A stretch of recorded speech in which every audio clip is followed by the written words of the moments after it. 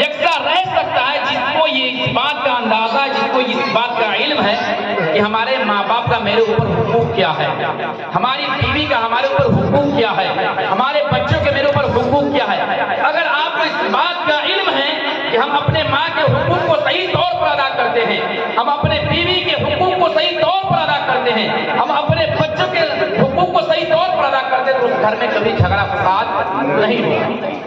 लेकिन बाज़ औक़ात हम अपने माँ के ऊपर पूरी तरह से ध्यान दे देते हैं, या तो फिर बाज़ औक़ात कभी हम अपनी बीवी के ऊपर पूरी तरह से ध्यान दे देते हैं। तो बीवी के ऊपर ध्यान देते हैं तो माँ खिलाफ हो जाती है, जब माँ के ऊपर ध्यान देते हैं तो बीवी खिलाफ हो जाती है। इसकी सबसे बड़ी वजह यह है कि हमें इस बात का इल्म नहीं है कि हमारे बीवी का हमारे ऊपर हुकूक क्या है, हमारी माँ का हमारे ऊपर हुकूक क्या है। तो सबसे पहले आपके लिए जरूरी ये है, शादी करने से पहले सबसे पहले आपके लिए जरूरी ये है कि आप ये हुकूक जान ले, इस चीज की तालीम आप सीख ले कि हम शादी करने जा रहे हैं, हमें अपना घर बसाना है, तो हमें इस चीज का इल्म सीखना है ताकि हमारे घर में झगड़ा फसाद न हो।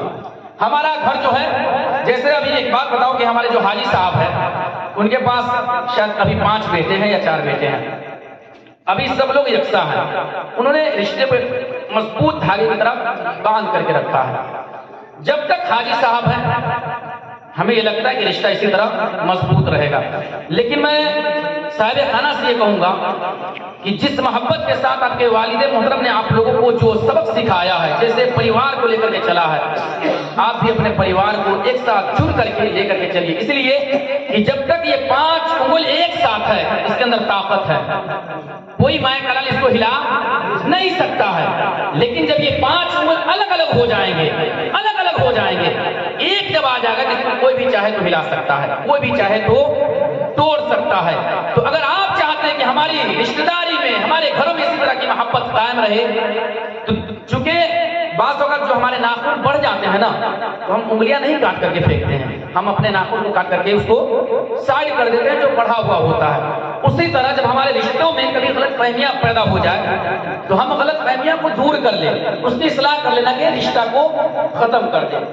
इसलिए जब तक आप गलतफहमी को समझ नहीं पाएंगे उस वक्त तक आप अपने रिश्तों को बचा नहीं सकते हैं। इसलिए एक बात और बताऊंगा कि जब एक सब्जी बेचने वाला सब्जी बेच रहा होता है, तो जब वो सब्जी को वजन कर रहा होता है तो उसके ऊपर अगर 2-4-10 मक्खियां अगर बैठ जाए तो सब्जी वाले को कोई फर्क नहीं पड़ता है।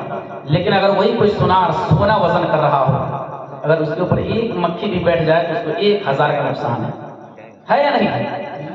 तो मक्खी अगर बैठे तो सुनार मक्खी को भगा देता है, लेकिन सब्जी वाले उस मक्खी को नहीं भगाते हैं।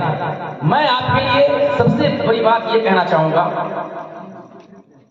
कि अपने रिश्तों को मजबूत बनाएं, फूट ना डाले भाइयों में। इसलिए कि बाप माँ जब इस दुनिया से चले जाते हैं तो भाइयों में दरार पैदा हो जाता है, तो उस दरार घर में ऐसा दरार पैदा न करे, भाइयों के साथ आपस में मिल मिलाप रखे, सब अपना कमाता खाता है। अगर एक साथ मिल करके रहे, बांट चुट करके खाएंगे तो अल्लाह तबारक व तआला उसमें बरकत भी अता फरमाएगा। तो मैं जरूरी बात ये कहना चाहूंगा। और सबसे बड़ी बात ये कि आपका जो इलाका है, आपका जो मोहल्ला तरार का है, बहुत खूबसूरत है, बहुत बेहतरीन है। यहाँ के लोग बहुत अच्छे हैं, अखलाकमंद है, उनका किरदार भी अच्छा है, और माशाअल्लाह अल्लाह तबारक व तआला इन्हें तौफीक दे, अच्छे लोग नमाज पढ़ने भी आते हैं, रब तबारक व तआला हिदायत देगा और भी लोग नमाज पढ़ने के लिए आएंगे, है कि नहीं? तो हमारा सबसे बड़ा पहला मिशन ये है कि आप लोग इल्म दीन हासिल कीजिए, दुनियावी इल्म भी हासिल कीजिए और मस्जिद को आबाद कीजिए, है कि नहीं? क्योंकि हम मुसलमान हैं तो मस्जिद को आबाद हम ही करेंगे ना, या कोई और करेगा? जैसे इतनी देर से हम लोग यहाँ पर अभी बैठे हैं, अभी यानी कई घंटा बैठेंगे, हमें तकलीफ हो रही है? नहीं हो रही है, लेकिन 10 से 12 मिनट के लिए जब हम मस्जिद में आते हैं तो हमें तकलीफ होती है। यहाँ देखिए पंखा भी नहीं है, कूलर भी नहीं है, और शानदार क्या कहते हैं दरी भी नहीं है, लेकिन जब आप मस्जिद में जाएंगे आपको शानदार पंखा भी मिलेगा, शानदार कूलर भी मिलेगा, शानदार मसल्ला भी मिलेंगे।